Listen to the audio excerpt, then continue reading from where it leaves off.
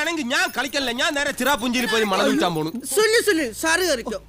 ഇനി ഇതുപോലെ കാണിക്കൂ സത്യമായിട്ടും? അങ്ങനെയാണെങ്കിൽ ഞാൻ നിന്റെ സദാശിവ മാമന്റെ അടുത്ത് വിളിച്ചു പറയും. സത്യമായിട്ടും കാണിക്കൂല, പറയല്ലേ മാമനല്ലോ, എന്നെ തല്ലോട്ടാ.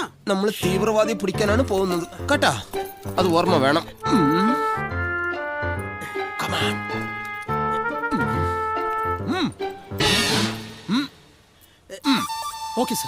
എന്താ സാർ സിഗ്നൽ കൊടുത്തേ? അവന് മനസ്സിലായി, നിനക്ക് മനസ്സിലായില്ല സാർ?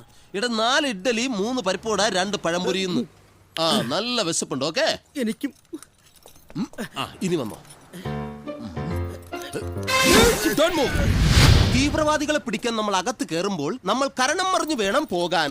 അതെന്തിനാ സാറേ കരണം മറിയണത്? ഈയിടെ അകത്ത് കുഴിബോംബ് വച്ചിട്ടുണ്ടെങ്കിൽ നമ്മൾ എന്ത് ചെയ്യും? അലർട്ട്.